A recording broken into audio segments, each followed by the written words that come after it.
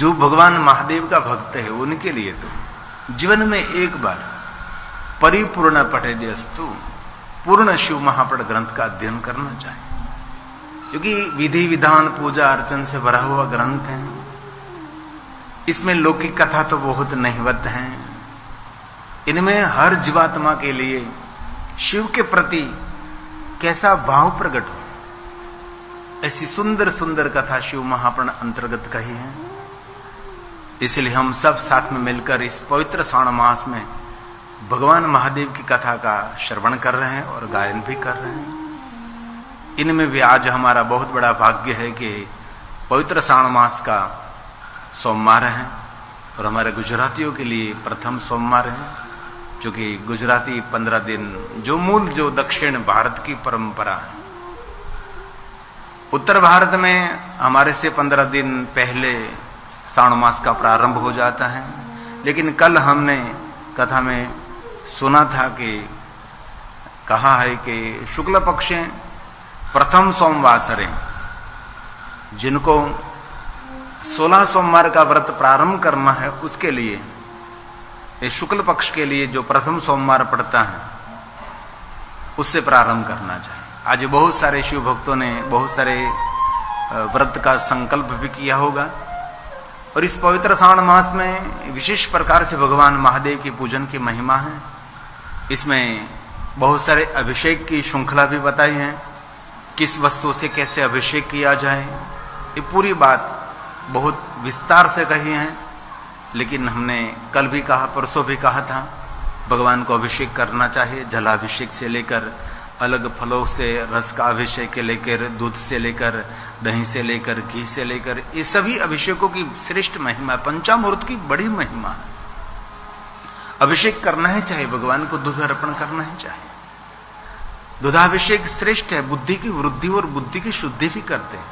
इसमें भी शर्करा युक्त दूध महादेव को अर्पण करने से मंद बुद्धि वाला भी बृहस्पति समान बन सकता है।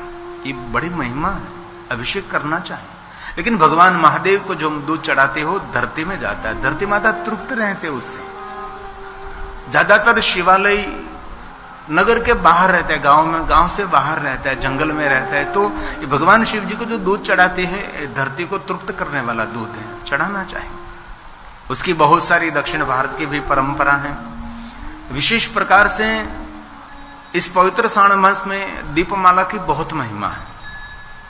वैसे तो शिव महापट ग्रंथ में भी कहा और दक्षिण भारत के ग्रंथों में भी कहा है कि पवित्र श्रावण मास में रोज दीपमाला प्रज्वलित होनी चाहिए। हमारे गुजरात और उत्तर भारत में तो कम प्रचलित हैं। एक ज्योति पर्व है, आद्र नक्षत्र जो माक्षर मास पड़ता है, इस दिन भगवान शिव जी ब्रह्मा और विष्णु के सामने ज्योति स्वरूप में भगवान प्रकट हुए हैं। इसलिए दक्षिण भारत में बहुत बड़ा पर्व मनाया जाता है जिनको ज्योति पर्व कहते हैं। ये लोग 5 दिन पहले, जैसे हम दीपावली में दीप प्रज्वलित करते हैं हमारे घर के आंगन घर में, ऐसे ही ये लोग 5 दिन पहले घर के आसपास, घर के आंगन में, घर के अंदर दीपमाला प्रज्वलित करने लगते हैं, बड़ा उत्सव मनाते हैं। और 100 महाशिवरात्रि का फल आद्रा नक्षत्र माक्षर माह दे सकता है। इसलिए विशेष प्रकार से हमारे मंदिरों में, हमारे शिवालयों में जैसे महाशिवरात्रि का उत्सव होता है, वैसे ये ज्योति पर्व का भी उत्सव होना चाहिए। लेकिन बहुत कम शिवालय में होता है। इस दिन भगवान महादेव के सामने बहुत सारी दीपमाला प्रज्वलित करनी चाहिए और घर में भी दीपमाला प्रज्वलित करनी चाहिए। ये ज्योति पर्व की बहुत महिमा है जो आद्र नक्षत्र माक्षर मास पड़ता है। और भगवान स्वयं शिव जी ने भी कहा है कि जो कोई मनुष्य आद्र नक्षत्र माक्षर मास के दिन मेरा पूजन करता है, मेरा दर्शन करता है, वो मनुष्य मुझे कार्तिकेय समान प्रिय लगता है। मेरा जो प्रधान बेटा है, जो भगवान शिव जी का प्रधान पुत्र, जो बड़े पुत्र भगवान कार्तिकेय हैं, उसके समान वो शिव भक्त, उनको प्रिय लगता है। इसलिए आद्र नक्षत्र माक्षर मास कभी भूलना नहीं चाहिए। और 12 मास में एक बार महाशिवरात्रि तो पड़ती है, ये सब तो हम परिचित है उससे। तो हर मास में त्रयोदशी पड़ती है। त्रयोदशी व्रत करे हमेशा, ताके तन नहीं रहे कलेशा, धूप दीप नैवेद्य चढ़ावे शंकर सन्मुख पाठ सुनावे। भगवान शिव के सामने विविध प्रकार के स्तोत्र का गायन करें, उसकी बड़ी महिमा है। भगवान शिव के प्रति जितना आपका गहरा भाव, इतनी हमारी परम भक्ति है। फूलों से भगवान शिव जी का श्रृंगार करे, विविध भगवान महादेव के श्रृंगार का वर्णन है। राजोपचार पूजा की बड़ी महिमा, सोना चांदी हीरे मोती से भगवान शिव जी का पूजन करते हैं। इसीलिए इस पवित्र श्रावण मास में पूरा मास शिवालयों में उत्सव रहता है, आनंद रहता है। कल भी मैंने कहा था, बहुत सारे शिव भक्तों को मैंने देखा है, 1 महीने तक उसके घर नहीं जाते। 1 महीने तक कोई पारिवारिक, कोई सांसारिक, कोई भी कार्य नहीं, जितेंद्रिय रहकर ब्रह्मचर्य का पालन करके एक साधु जैसा जीवन, एक सन्यासी जैसा जीवन बनाते हैं। ऐसे बहुत सारे मैंने विप्रजनों को, ब्राह्मणों को देखा है, अपने स्वयं से रसोई बनाते हैं, किसी के हाथ का कुछ खाते पीते नहीं, और इतने संलग्न रहते भगवान के साथ, इतने मिले हुए रहते हैं। जैसे महाशिवरात्रि के दिन एक एक प्रहर की पूजा रहती है, वैसे इस पवित्र श्रावण मास में सुबह से लेकर शाम तक अलग अलग समय पर अलग अलग द्रव्यों से भगवान शिव जी का पूजन करते रहते हैं। इस धरा पर बहुत सारे भगवान महादेव के भक्त हैं, और जिनको भगवान महादेव की भक्ति मिले, समझो सफलम जीवितम, उसका जन्म सफल हो गया, उसका जीवन सफल हो गया, उसके पूर्वज धन्य हो गए जो भगवान महादेव की भक्ति कर रहे हैं। इसीलिए इस पवित्र श्रावण मास में विशेष प्रकार से दीपमाला प्रज्वलित करनी चाहिए। ऐसे तो पुराण में कहा है कि 1 महीने में 1 लक्ष दीप प्रज्वलित करना चाहिए। हम एक समय उज्जैन महाकालेश्वर में कथा कर रहे थे, अवंती नगरी, शिप्रा नदी के तट पर वहां के शिव भक्तों ने 21 लाख दीपों की माला करी थी। पूरी शिप्रा नदी, शिवप्रिया शिप्रा, जहां भगवान महादेव विराजते हैं, महाकाल स्वरूप में, महाकाल वन है। वहां कभी आपको जाने का अवसर मिले तो वहां 84 महादेव है। महाकालेश्वर महादेव जो हमारा ज्योतिर्लिंग है, वो ज्योतिर्लिंग हमारा सेनापति है। उससे भी प्राचीन बहुत सारे शिवलिंग वहां भी हैं, लेकिन बहुत कम यात्रिक 84 महादेव की यात्रा करते हैं। लेकिन कभी आपको उज्जैन महाकालेश्वर महादेव जाने का अवसर मिले तो जरूर 84 महादेव की यात्रा की भी बहुत बड़ी महिमा है। बहुत अति प्राचीन भगवान महादेव के लिंग स्वरूप उज्जैन अवंती नगरी में है। तो वहां 21 लाख दीपों की दीपमाला इस नदी के दोनों तट पर बहुत सारे शिव भक्तों ने प्रज्वलित की थी। भगवान को दीप प्रज्वलित करने से ज्ञान की उपलब्धि होती है और ज्ञान की वृद्धि भी होती है। इसलिए कभी अवसर मिले तो भगवान शिव जी को दीपमाला जरूर प्रज्वलित करें। हमारे गुजरात में गांवों में, शिवालयों में बहुत सारे गांव के लोग दीपमाला करने के लिए निरंतर आचार्यों को कहते हैं कि हमारी तरफ से दीपमाला करें, हमारी तरफ से दीपमाला करें। कभी कभी तो 5 व्यक्ति को साथ में दीपमाला करनी पड़ती है। इसीलिए थोड़े श्लोक में लेकर आया हूं, जो भगवान शिव जी के सामने दीपमाला कैसे प्रज्वलित करें उसके बारे में मैं श्लोकात्मक आपको प्रमाण के साथ थोड़ा सा कहने का प्रयास करूंगा। और आज कथा का 5वां दिन है, कल कथा का 6ठा दिन और 7वें दिन की कथा। और आज मुझे सती प्रागट्य महोत्सव भी थोड़ा मनाना है। कल शिव सती और शिव पार्वती का विवाह का भी थोड़ी सी सुंदर कथा करेंगे। और जितना समय मिले इतना भगवान महादेव की कथा गाने का प्रयास करें। इसमें कहा है कि आपको अवसर मिले तो भगवान शिव जी के सामने बहुत सारे दीपों की माला प्रज्वलित करें। विशेष प्रकार से भक्ति पूर्वक प्रथम दिन से दीपमाला प्रज्वलित करनी चाहिए, पहले दिन से। लेकिन पहले दिन तो बहुत सारे शिवालयों में नहीं हो सकता, लेकिन सोमवार को तो कभी छोड़ना ही नहीं चाहिए। आज के दिन तो दीपमाला के दर्शन की भी बहुत सारी महिमा है। इसलिए ये सब कुछ भगवान महर्षि वेद व्यास जी ने कहा है कि पवित्र श्रावण मास के पहले दिन ही संकल्प करें सुबह सुबह में कि भगवान हम आपका पूजन करेंगे। पूरी मास बहुत सारे संकल्प करके, क्योंकि हमारे आचार्य भगवान की पूजा कराते इससे पहले संकल्प करते हैं। संकल्प के बिना कोई पूजा का प्रारंभ नहीं होता, और संकल्प के बाद पूजा का प्रारंभ रहता है। और पहले दिन कहना चाहिए कि भगवान मैं संध्या समय आपके समक्ष मैं दीपमाला प्रज्वलित करूंगा। वैसे शिव महापुराण ग्रंथ में, शिव महापुराण अंतर्गत भगवान व्यास जी ने कहा है कि भगवान शिव जी के सामने दीपमाला प्रज्वलित करे वर्तयास्यता। वर्तयस्ता रुद्रवर्ती संज्ञा प्रतिकरा मम। भगवान शिव जी को अति प्रिय दीपमाला है, और हो सके तो खड़ी बत्ती से भगवान को दीपमाला करा। કારણ કે દીવા બે પ્રકારના, એક ઊભી પણ બત્તી હોય ને એક આડી પણ હોય છે. તો ભગવાન શિવજીની સામે રુદ્રવર્તી, આપણે ગુજરાતીમાં કહ્યું તો જે ઊભી દિવેટ હોય એનાથી ભગવાનનું પૂજન કરવું. અને શિવ રહસ્યમ ગ્રંથમાં તો એવું કહ્યું છે કે રુદ્રવતી બત્તી જ્યારે ઊભી બત્તીથી તમે દીવો કરો છો ત્યારે સાક્ષાત શિવજીનું સ્વરૂપ માનવામાં આવે છે. જ્યોતિર્લિંગ દીપલિંગ તેને સમજવામાં આવે છે. ક્યારે શિવજીનું શિવલિંગ આપને દર્શન પૂજન માટે ન મળે તો એ દીપ એ ભગવાન મહાદેવજીનું સ્વરૂપ છે, એવો પણ એક ભાવ પ્રગટ કર્યો છે. તો આપને અવસર મળે તો જરૂર દીપમાલા ભગવાન મહાદેવના શિવાલયમાં करवी જોઈએ. અને पवित्र श्रावण मास के अंदर तो विशेष प्रकार से दीपमाला प्रज्वलित करे. मैं जरूर गुजराती में कथा कह सकता हूँ, लेकिन ये गिरी बापू ऑफिशियल यूट्यूब चैनल और हमारी सदविद्या चैनल में प्रसारित हो रही कथा, तो ये गुजराती तो सिर्फ गुजराती भाई बहन ये भाषा उनके लिए सरल है, लेकिन जिनकी मातृभाषा गुजराती नहीं है उसके लिए गुजराती समझना बहुत मुश्किल है. इसीलिए थोड़ा कथा का व्याप हूँ, इसीलिए मैं कथा आपके समक्ष में हिंदी में कहने का प्रयास करता हूँ. और मेरी हिंदी गुजराती के साथ मिलती जुलती है, इतनी कठिन हिंदी नहीं होती, गुजराती के साथ ही. और मातृभाषा का तो थोड़ा सा स्वाद रहेगा, ये तो स्वाभाविक है. इसलिए भगवान ने कहा है, सुनिए जरा भाव से.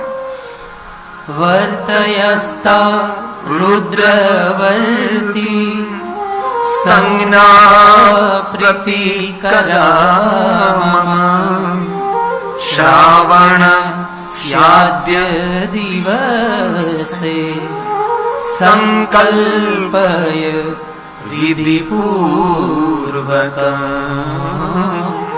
संकल्पय विधिपूर्वक. विधिपूर्वक आचार्य के पास संकल्प कराने के बाद भगवान शिव जी की पूजा का प्रारंभ करें. और बहुत बार मैंने कहा है, आप जरूर भगवान महादेव की पूजा आप स्वयं कर सकते हैं, लेकिन विद्वान आचार्यों के साथ भगवान महादेव की पूजा करने से ये विधिवत पूजा की बहुत बड़ी महिमा है. इसलिए वैसे तो 11 ब्राह्मणों को साथ में रखकर भगवान शिव का पूजन करें, वैसे न हो सके तो 9 ब्राह्मण, 7 ब्राह्मण, 5 ब्राह्मण, 3 ब्राह्मण, लेकिन एक आचार्य और उनके साथ एक सहयोगी ब्राह्मण, उसको थोड़ा सहयोग करें. जो कहते जाए वैसे जजमान को थोड़ा सा मार्गदर्शन करे, वैसे भगवान शिव जी का पूजन करना चाहिए. इस महीने में विशेष प्रकार से पार्थेश्वर महादेव की पूजा की तो बहुत महिमा है. बहुत सारे शिव भक्त 1-1 करोड़ 10-10 करोड़ तक भगवान महादेव का पार्थेश्वर पूजन करते हैं. जीवन की सभी कामना, सभी मनोकामना पार्थेश्वर महादेव की पूजा पूर्ण कर सकते हैं. तुलसी के पास बैठकर, बेलवृक्ष के नीचे बैठकर, और बहुत सारे शिव भक्त आचार्यों के साथ, विद्वान ब्राह्मणों के साथ भगवान महादेव की पूजा का बहुत सारा प्रयास करते. मुझे बहुत अच्छा लगता है. संकल्प कैसा करे तो कहा, देवों के देव गौरीपति महादेव, मैं आज संकल्प करता हूं कि पवित्र श्रावण मास में 1 लाख संख्या वाले 1 लाख संख्या में मैं दीपमाला प्रज्वलित करूं. एक दिन में नहीं हो सकता, पूरे मास में संकल्प पूर्ण करें. एक दिन में कर सकते, जो आप में सामर्थ्य है तो एक साथ में 1 लाख दीपों की माला प्रज्वलित कर सकते, लेकिन एक साथ में न कर सके तो पूरे महीने में 1 लाख दीपमाला प्रज्वलित कर, ऐसा भाव प्रकट किया है. ये भगवान ने गाया है.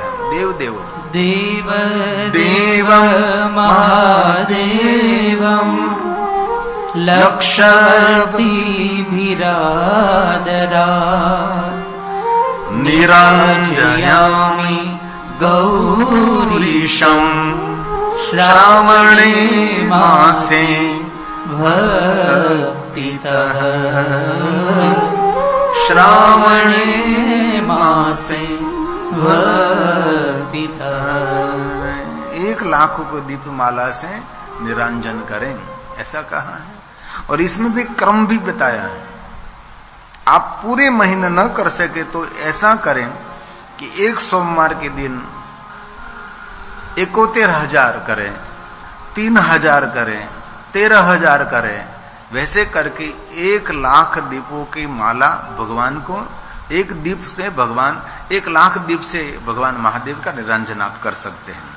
ऐसा शिव महापट ग्रंथ में भी कहा और दक्षिणी ग्रंथों में भी कहा है।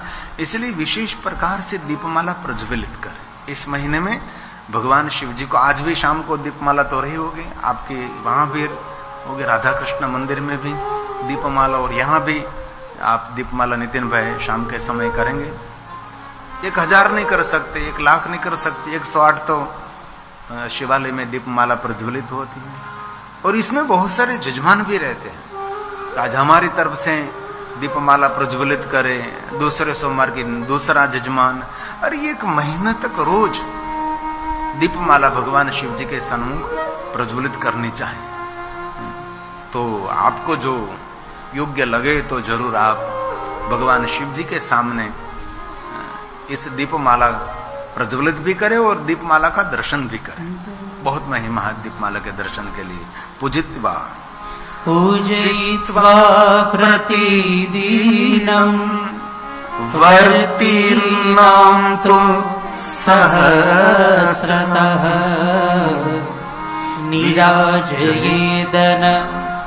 निराजयेदनत्यदीने सहस्राण्येक सप्ततिः सहस्राण्येक सप्ततिः। अथा योग्य, आपको जैसे योग्य लगे वैसे भगवान शिव जी के सामने दीपमाला जरूर प्रज्वलित करें। और विशेष प्रकार से कहा कि इस महीने के अंदर भगवान विश्वनाथ की कथा का श्रवण करें, विश्वनाथ का पूजन करके कथा श्रवण करें। कल भी हमने कहा था, परसों भी कहा था, इस महीने में विविध प्रकार से साधना, उपासना, अनुष्ठान आपसे न हो सके तो इस महीने में भगवान की कथा श्रवण करें। कथा की बहुत सारे महिमा है, इसलिए इस ग्रंथ में कहा पूजित्याम तु विश्वेश्वम। भगवान शिव की पूजा करने के बाद भगवान की कथा का श्रवण करें। जो हम लगातार भगवान के सामने बैठकर भगवान महादेव की कथा गायन करते हैं और आप सभी आदर और भक्ति के साथ भगवान की कथा का श्रवण कर रहे हैं।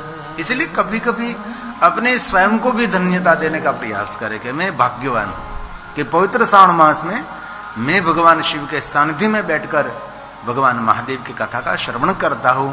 मैं बड़ा भाग्यवान हूं। अपने भाग्य को कभी पोसे नहीं। ऐसा ना कि मैं कुछ नहीं कर सकता, मेरे से कुछ हो नहीं सकता। आप बहुत कुछ कर सकते हैं। कम से कम मंदिर की ओर आप आ तो रहे, कथा की बात याद रहे न रहे, लेकिन प्रभु के सानिध्य में हम 3 घंटे बैठते होते हैं। हम 3 घंटे तक मौन तो रहते हैं। इसीलिए पवित्र श्रावण मास में श्रवण करने की बहुत महिमा है। ग्रंथों की कथा सुननी, ऐसा नहीं कि शिव महापुराण ग्रंथ तो बहुत बड़ी बात है, लेकिन कोई भी पुराण की कोई भी कथा इस महीने में श्रवण करनी चाहिए। इसलिए भगवान ने कहा है पूजित्वा पूजयित्वा तु विश्वेशं शृणुयाच्च कथां ततः शृणुयाश्च कथां ततः। तो इस महीने में विशेष प्रकार से आपको कथा श्रवण करने जितना समय मिले, ऐसा कि थोड़ा कहा कि 24 घंटे सुनते रहो, 3 घंटे में से बस 2-3 घंटे, इसमें क्या समय लगता है। करोड़ों लिंगों के महात्म्य का, पुण्य का वर्णन कोई नहीं कर सकता, कोई समर्थ भी नहीं है। 1 करोड़ पार्थेश्वर महादेव की पूजा का जो वर्णन है कोई भी कह नहीं सकता, और 1 शिवलिंग के महात्म्य की पूजा का वर्णन कोई नहीं कर सकता, तो 1 करोड़ शिवलिंगों की पूजा का जो महात्म्य है उसका तो कौन वर्णन कर सकता है। इसीलिए बहुत सारे मैंने विद्वान ब्राह्मणों को मैंने देखा है कि निरंतर पार्थेश्वर महादेव की पूजा में इस महीने में रत रहते हैं। यहाँ भी हमारे शिव मंदिर में विशेष प्रकार से पार्थेश्वर महादेव निर्माण किए हैं और उसकी पूजा हो रही। सुबह में भी हमारे नितिन भाई ने भगवान पार्थेश्वर महादेव की पूजा कराई होगी, और इस महीने में विशेष प्रकार से पार्थेश्वर महादेव पूजा उत्सव करना चाहिए। हमारे बहुत सारे शिव भक्त गुजरात में हैं। 1 महीने तक बहुत सारे आचार्यों को पहले से कह दिया कि आपको और कहीं नहीं जाना है, बस मुझे भगवान की पूजा करनी है। और नियमित बहुत सारे जजमानों की ओर से भी हम मेरे आचार्य भगवान महादेव की पूजा कराते हैं। तो 1 करोड़ पार्थेश्वर महादेव की पूजा का वर्णन कोई कर ही नहीं सकता। अरे एक पार्थेश्वर महादेव की पूजा का जो फल मिलता है उसका कोई वर्णन नहीं कर सकता, तो 1 करोड़ की तो क्या बात करें। करोड़ लिंग निर्माण का जो सामर्थ्य आप में है तो जरूर 1 करोड़ पार्थेश्वर महादेव की पूजा करें। ये भी न हो सके तो 1 लाख पार्थेश्वर महादेव की पूजा करें। ये भी न हो सके तो 1000 पार्थेश्वर महादेव की पूजा करें। ये भी न हो सके तो 100 पार्थेश्वर महादेव की पूजा करें। लेकिन आपको कुछ भी न हो सके तो 1 पार्थेश्वर महादेव लिंग की पूजा तो करनी ही चाहिए। और बहुत सारे शिव भक्त नियमित पार्थेश्वर महादेव का पूजन करते हैं। ऐसा नहीं कि पवित्र श्रावण मास में ही पार्थेश्वर महादेव की पूजा करें, एक दिन भी उसका खाली नहीं रहता। मैंने ऐसे भी शिव भक्तों को देखा है, कभी कोई सफर में जाते हैं और ट्रेन में सफर करते, ट्रेन में मैंने पार्थेश्वर महादेव की पूजा करते हुए ऐसे शिव भक्तों को देखा है। अरे बहुत सारे शिव भक्त किसी के घर मेहमान बनकर जाते तो वहां भी सुबह में जल्दी उठ जाते हैं और स्नान करके पवित्र होकर सुंदर आसन लेकर पार्थेश्वर महादेव की पूजा करते हैं। जिनके घर मेहमान आ रहे हैं, एक घर के सभी सदस्य भी प्रसन्न हो जाते हैं कि हमारे घर में भगवान पार्थेश्वर महादेव की पूजा हो रही है। इसलिए आपको समय मिले और आपको भाग्य मिले तो जरूर पार्थेश्वर महादेव की पूजा पवित्र श्रावण मास में नित्य करनी चाहिए। और वैसे तो शिव भक्त रोज पार्थेश्वर महादेव की पूजा करते हैं, और आप नित्य न कर सके तो सोमवार को कभी भूलना नहीं चाहिए।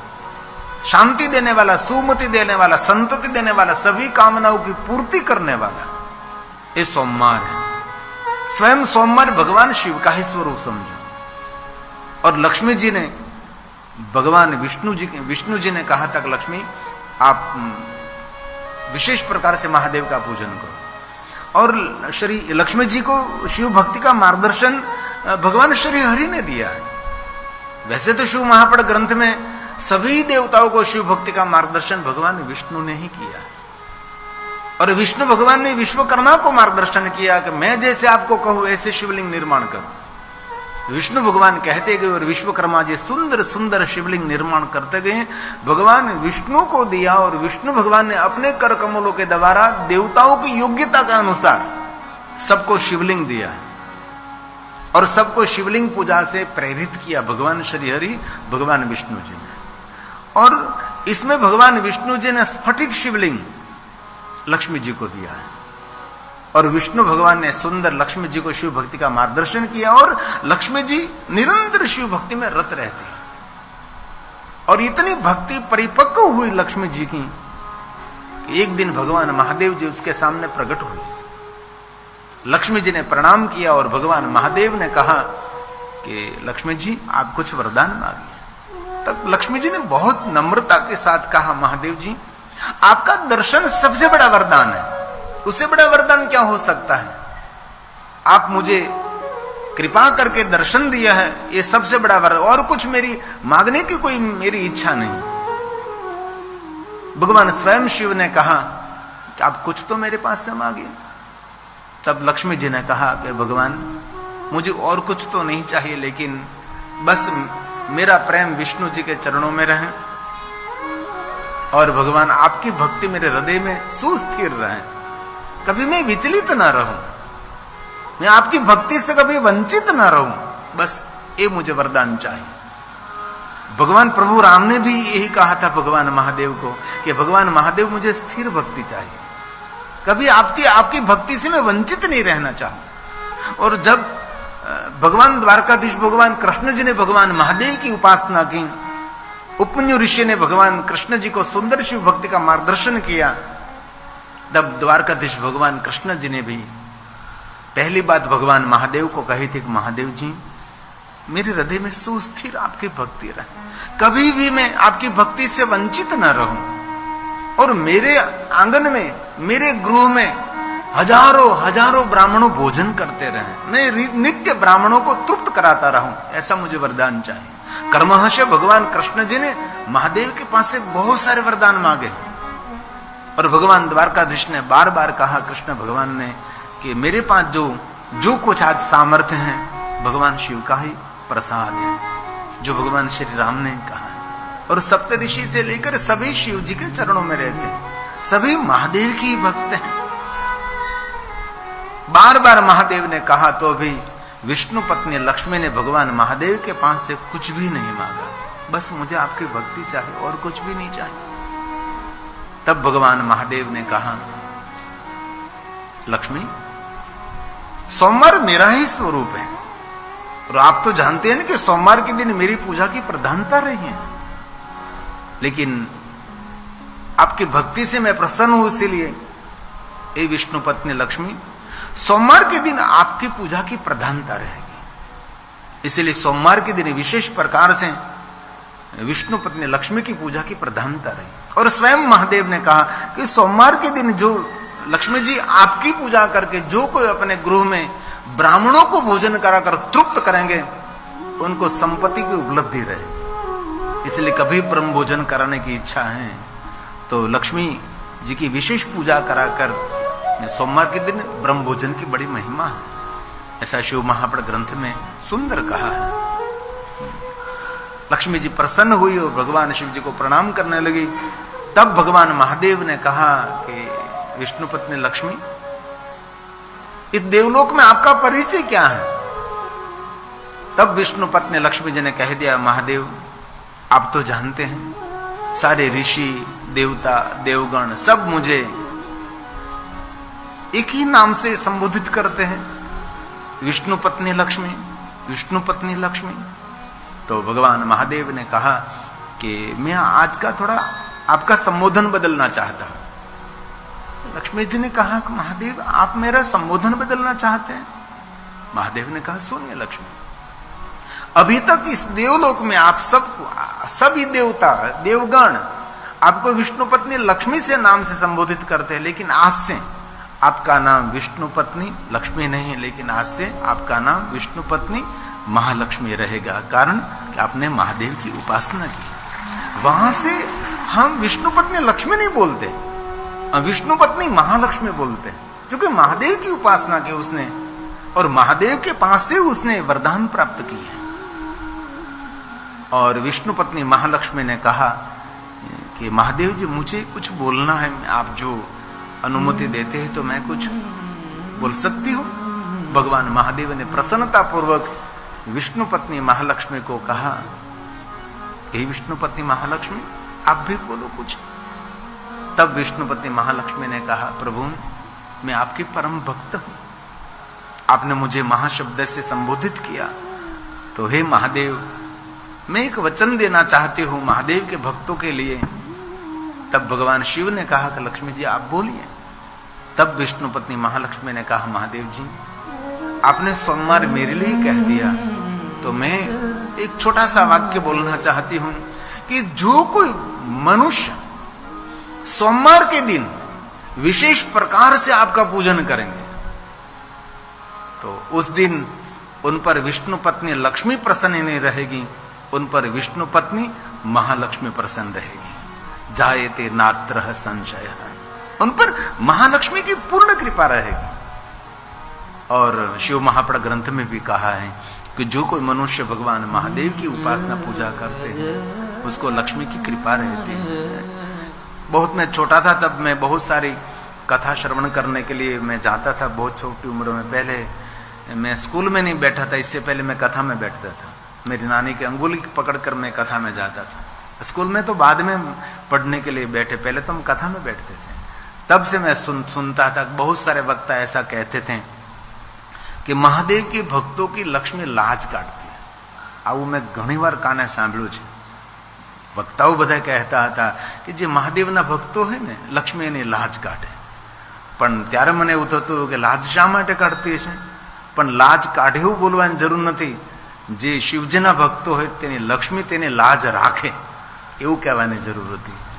લક્ષ્મી તેની લાજ રાખે છે, એને કોઈ લાજ ન જાય, લાજ કાઢે નહીં, शिव भक्तों ने लाज राखे छे। शिव महापुराण ग्रंथ का एक श्लोक है जो पुष्प पूजा में जो ब्रह्मा जी ने स्वयं ने गाया है। कमलेर बिल्व पत्रेश्च, कमल पुष्पों से बिल्व पत्रों से, शतपत्र से, शंख पुष्प से जो भगवान महादेव का पूजन करते हैं, लक्ष्मी कामूर्चे शिवम, ऐसी लक्ष्मी उसको मिलती है, उसकी कामना की पूर्ति करने वाले और परिवार का कल्याण और मंगल करने वाले लक्ष्मी मिलेगी। सुंदर श्रेष्ठ विचार प्रदान करने वाले लक्ष्मी और सत्कर्म कराने के लिए प्रेरित करने वाले लक्ष्मी महादेव की पूजा से मिलते हैं। ये ब्रह्मा जी ने गाया है। कमलेर्बिल्वपत्रेश्च शतपत्रेस्तथा पुनः शंखपुष्पेस्तथा देवं लक्ष्मी कामूर्जे शिवम्, लक्ष्मी कामूर्जे शिवम्। जो कोई भगवान महादेव की पूजा करते हैं उनको इतनी श्रेष्ठ लक्ष्मी कृपा करते हैं, और भगवान शिव की पूजा से जो लक्ष्मी कृपा करते हैं वो कभी खाली नहीं होते, जायते नात्र, निरंतर दिन प्रतिदिन इस लक्ष्मी की वृद्धि रहती। माता लक्ष्मी उन पर बहुत कृपा करती है। सब भगवान महादेव की भक्त है। कोई भी देवताओं की कथा आप देखिए, सब भगवान शिव की उपासना में है। इसलिए कहा है कि जो मनुष्य पवित्र सावन मास में 1 करोड़ पार्थेश्वर महादेव का पूजन करते हैं, पुण्यम वक्तुं न शक्यते, इसका जो पुण्य मिलता है, ये पुण्य का वर्णन कोई नहीं कर सकता। बाद में कहा कि 1 शिवलिंग की पूजन का जो पुण्य मिलता है उसका वर्णन नहीं हो सकता, तो 1 करोड़ शिवलिंग की पूजा का वर्णन तो कौन कर सकता है? कोई नहीं कर सकते। उसका महात्म्य कोई नहीं गा सकता। महात्म्यम महात्म्यं कोटिलिंगानां पुण्यं वक्तुं न शक्यते, एकैकस्यापि लिंगस्य किं न पुनः कोटि संख्यया, किं न पुनः कोटि संख्यया। एक पार्थेश्वर महादेव की पूजा का जो फल मिलता है उसका कोई वर्णन नहीं कर सकते। फलम वक्तुं न शक्यते, कोई नहीं वर्णन कर सकता। तो पछी 1 करोड़ पार्थेश्वर महादेव की जो पूजा करते हैं उसका वर्णन कौन कर सकता है? ये संभव ही नहीं। इसलिए आपसे जितना हो सके इतना पार्थेश्वर महादेव का पूजन। मैंने पहले दिन भी कहा था कि यहाँ रोज पार्थेश्वर महादेव को पूजन होना चाहिए, रोज जजमान श्री होना चाहिए, पूरी 1 महीने तक। आज तो पवित्र सावन मास का पहला सोमवार, इससे आज आप सभी ने पार्थेश्वर महादेव की पूजा की होगी, लेकिन 1 महीने तक इतनी पूजा रहनी चाहिए, इतनी पूजा रहनी चाहिए कि मेरे नितिन भाई को दूसरा काम करने के लिए समय भी न मिले। क्योंकि आपका शिव मंदिर बड़ा भाग्यवान है, इतने नम्र विनम्र विद्वान आपको एक आचार्य मिले हैं, एक पुजारी मिले हैं, इसलिए हमारा भी बहुत बड़ा भाग्य है। मैं पहले दिन से देखता हूं इतनी भगवान के आदर और भक्ति के साथ पूजा करते हैं। जल्पा बहन भी और शिव और शिवम भी नियमित कथा श्रवण करते हैं और इतने आदर के साथ बैठते हैं। मैं बहुत प्रसन्नता व्यक्त करता हूं, बहुत खुशी व्यक्त करता हूं, और भगवान को प्रार्थना करो हमारे सबके बच्चे भी ऐसे बने, कितनी खुशी हो जाए। लेकिन कम देखने को मिलता है ना, ये तो बहुत जन्मों का पुण्य है। और भगवान विष्णु ने शिव महापुराण ग्रंथ में एक बहुत सुंदर बात कही, आपके घर में स्वयंभू शिव भक्त कोई बालक जन्मे तो समझ लेना चाहिए बालक कोई सामान्य बालक नहीं है, ये मुक्त आत्मा है, आपका और आपके पूर्वजों का उद्धार करने के लिए आया है। ऐसा भगवान स्वयं विष्णु जी ने गाया है, देवताओं को कहा है, जो स्वयंभू भगवान महादेव का भक्त बालक। और ऐसे बहुत सारे बच्चों को मैंने देखा है स्वयंभू शिव जी के भक्त हैं। अरे सुबह सुबह में दादा माला करने के लिए बैठते तो दादा के हाथ में से माला ले लेते कि दादा मुझे सिखाइए, मैं कैसे कर सकता हूं। और दादाजी को जलाभिषेक नहीं करने देते थे। ये छोटा सा बालक दादा के हाथ में से जल का लोटा लेकर खुद जलाभिषेक करने लगता है।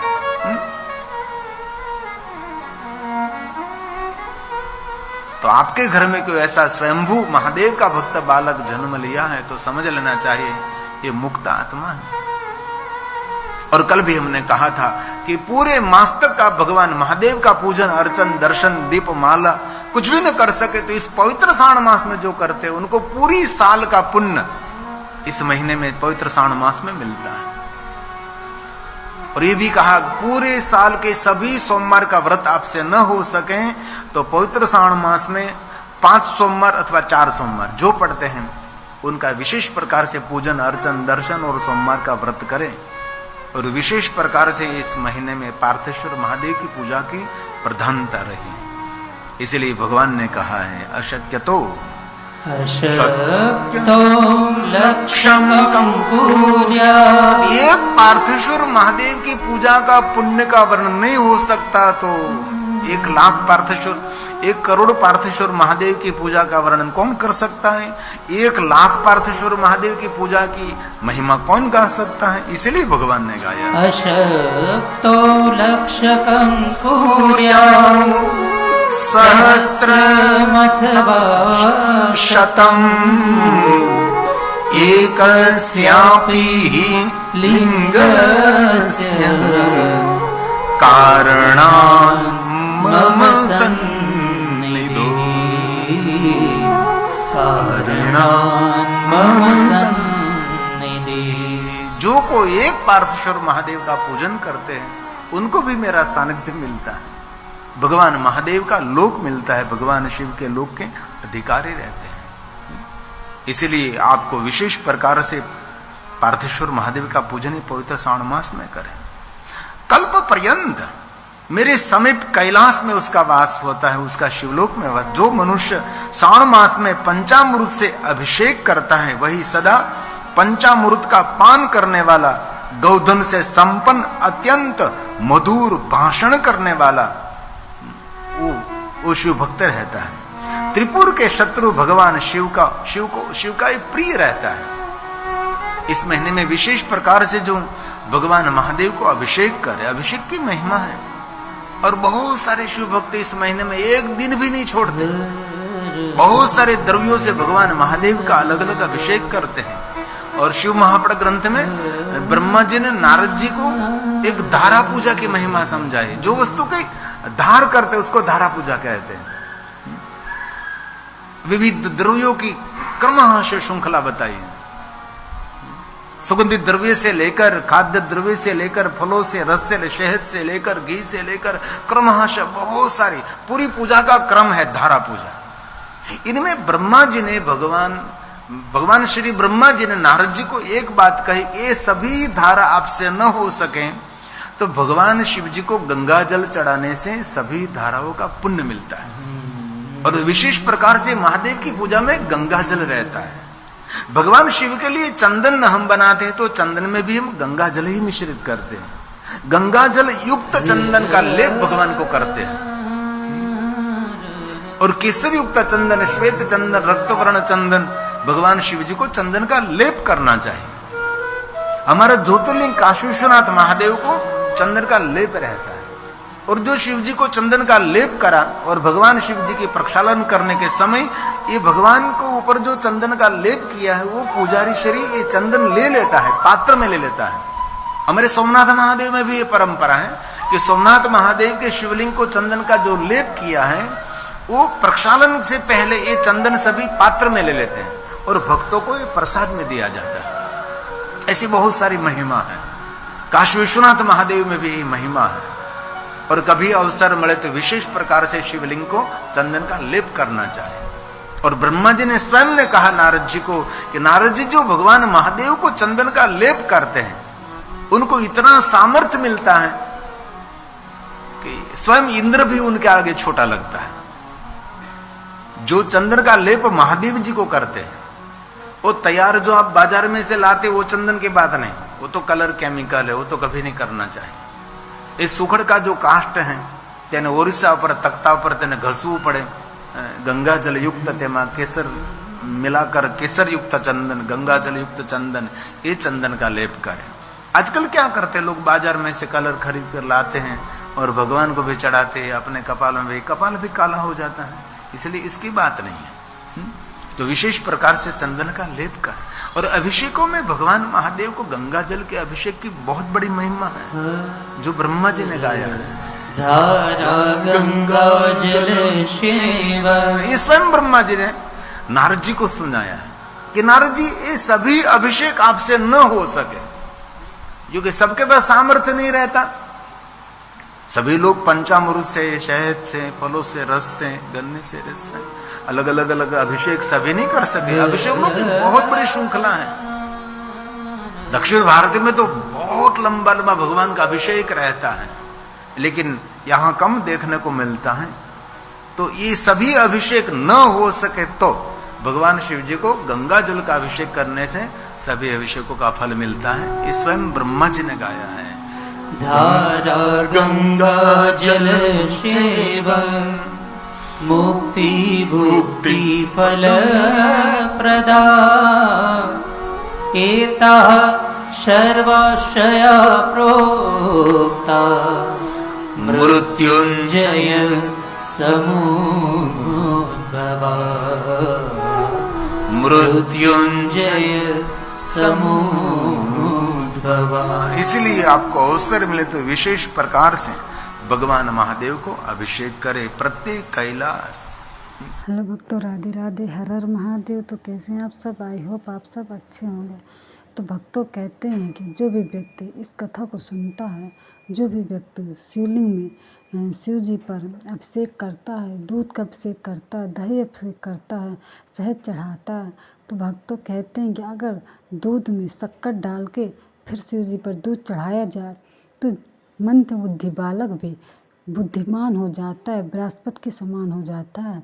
तो भक्तों, अगर आपका बच्चा पढ़ने में कमज़ोर है तो ये उपाय आप अवश्य कर सकते हैं। अगर कुछ नहीं होगा तो पूजा ही हो जाएगी। कम से कम एक बार इस उपाय को अवश्य करें। तो भक्तों, कैसी लगी आपको आज की ये कथा? कमेंट बॉक्स में ज़रूर बताएं। और ऐसे ही शिव जी की कथाएं सुनने के लिए हमारे चैनल डिस्कवरी ऑफ धर्मा को सब्सक्राइब जरूर कीजिएगा। मिलते हैं एक अगली नई कथा के साथ। जब तक आप हमारे चैनल से जुड़े रहिएगा। धन्यवाद। राधे राधे। कमेंट बॉक्स में हर हर महादेव अवश्य लिखें।